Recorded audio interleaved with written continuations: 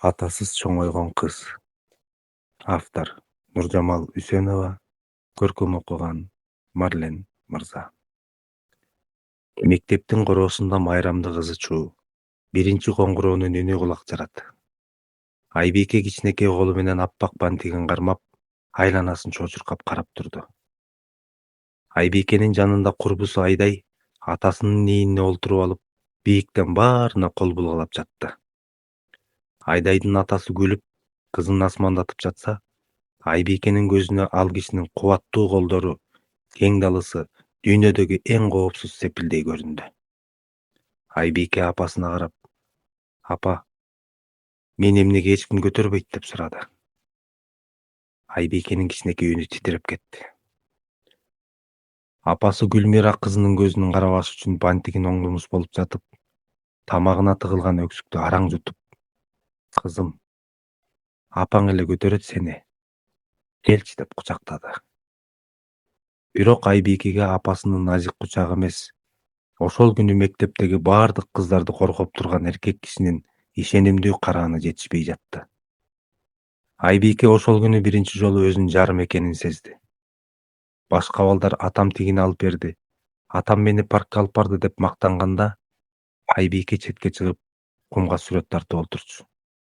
Ал кумга дайыма бир эле нерсени, колун кармашкан чоң кишинин жана кичинекей кыздын элесин тартчу. Жамгыр жаап ал сүрөттү жууп кеткенде, Айбике өзүнүн да бактысы ошол суу менен кошо агып кеткендей сезип, үнсүз ыйлачу.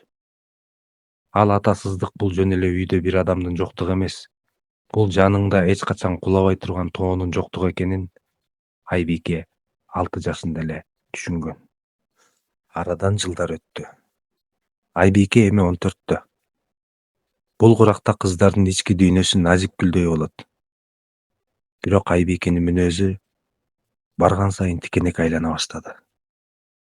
Бирок ал мектепте баардык иш-чараларда эң алдыда болду. Эң жакшы окуду, эң сонун ырдады. Айбикенин оюнда дайыма ички дүйнөсүндө бир үмүт жашачу. Эгер мен абдан белгилүү болсом, телевизорго чыксам, атам мени көрөт. Анан ал бул менин кызым го деп сыймыктанып, мени издеп келет деген үмүт жашады. Бир күнү Айбике апасынын эски кийимдеринин арасынан бир кат таап алды. Ал катта атасынын кол тамгасы бар эле. "Гүлмира, мени издебе. Мен жаңы жашоо баштадым.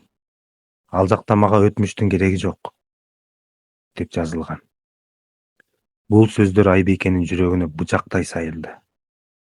Өтмүш. Демек ал атасы үчүн болгон өтмүш беле.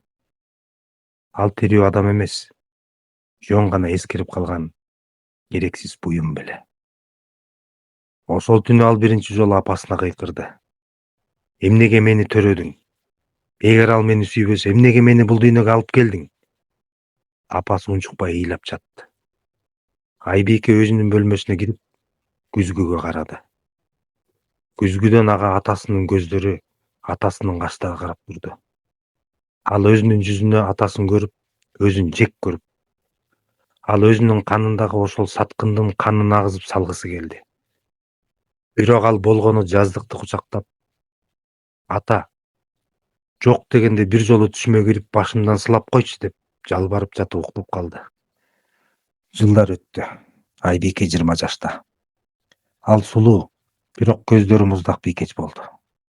Ал атасынын кайда экенин, кайда иштерин таап алды. Көпкө толгонду. Көпкө даярданды. Ал атасына барып, анын көзүнө тигиле карап, "Карачы, мен сенсиз деле адам болдум. Мен сени жек көрөм" деп айткысы келди. Ал атасынын дарбазасынын алдына келди. Заңгыраган үй, короодо кичинекей кыз велосипед тээп жүрөт. Бир маалда эшик ачылып, Айбикенин атасы чыкты. Аксакал тартып калыптыр. Бирок баягы эле ишенимдүү кадамдар. Ал чуркап келген кичинекей кызды көтөрүп алып, күлүп чекесинен өптү. "Менин алтын кызым, таттуу кызым" деди. Айбикенин бүткүл дүйнөсү токтоп калгандай болду. Ошол алтын кыз Айбике болуш керек эле го. Ошол мээрим Айбикеге арналыш керек эле го. Ал өзүн тоноп кеткендей сезди. Баардык балалыгын, баардык бактысын бул кичинекей кыз уурдап алгандай сезилди. Ал алдыга басып барып, үнүн катуу чыгарып, "Аскар байке" деди. Киши Айбикеге бурулуп, суроолуу карады. Анын көзүндө эч кандай таануу, эч кандай сезим жок эле. Ал үчүн Айбике жөн гана көчөдөн өткөн бейтааныш адам болчу. "Сиз мени тааныган жоксузбу?" Киши жылмайып, "Кечиресиз карындашым. Ким элеңиз?" деп жооп берди. Бул учурда Айбикенин ичиндеги балалыктын баардык сепилдери кулап түштү. Ал "Мен сенин кызыңмын" деп айта алган жок.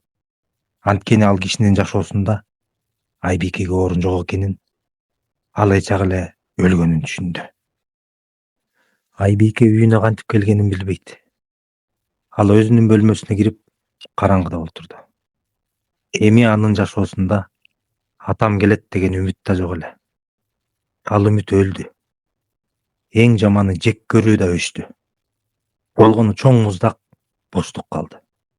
Ал өзүнүн эч кимге кереги жок экенин сезди. Ал өзүнүн сүйүктүү жигити менен жолугушууга барды. Жигити аны кучактап эркелеткенде Айбике чочуп кетти.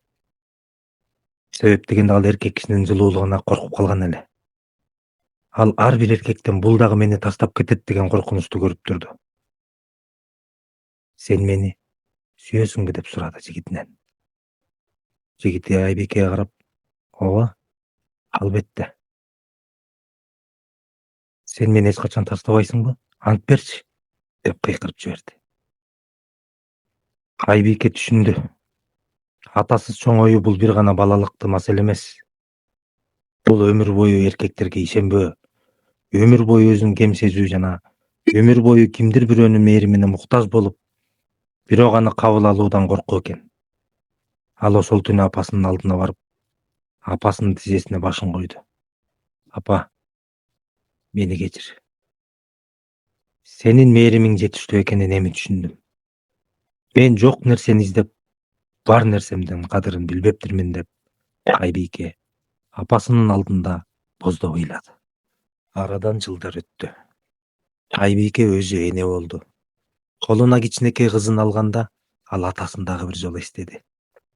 Бирок бул жолу жүрөгү ооруган жок. Ал кызынын көздөрүнө карап, "Мен сага атаңдын да, апаңдын да мээримин берем. Сен эч качан меникиндей боштукту сезбейсиң" деп сөз берди. Бир күнү Айбикеге кабар келди. Айбикенин атасы катуу ооруп төшөктө жатыптыр. Анын экинчи үй бүлөсү байлыгы түгөнгөндө атасын таштап кетишиптир.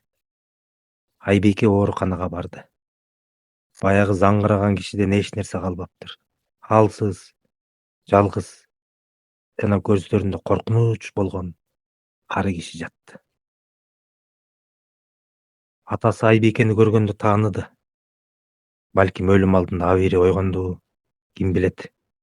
Айбикеге карап, "Кызым, мени кечир" деп колун сунду. Атасынын колдору титиреп жатты. Айбике бир саамга токтоп турду. Анын ичиндеги баягы кичинекей ыйлаган кыз "Кечирбе, ал сени таштап кеткен" деп кыйкырып жатты. Бирок Айбике атасынын колун кармады. Атасына карап, "Мен сени эчак эле кечиргем, ата. Сени эмес, өзүмдү ошол жүктөн бошотуу үчүн кечиргем. Мен эми атасыз кыз эмесмин. Мен өз тагдырын өзү курган аялмын." Айбике ордунан туруп, эшикти көздөй чыгып баратканда, ийнинен оор жүк түшкөндөй жеңилдей түштү. Ал эми артын караган жок. Алдыда аны күткөн бактылуу жашоосу, анын мээримине муктаж болгон кызы бар эле. Ал ата деген сөздү эми коркпой, жек көрбөй айта алмак. Анткени Айбике өзүнүн ичиндеги атасыз кызды эчак эле дарылап бүткөн эле.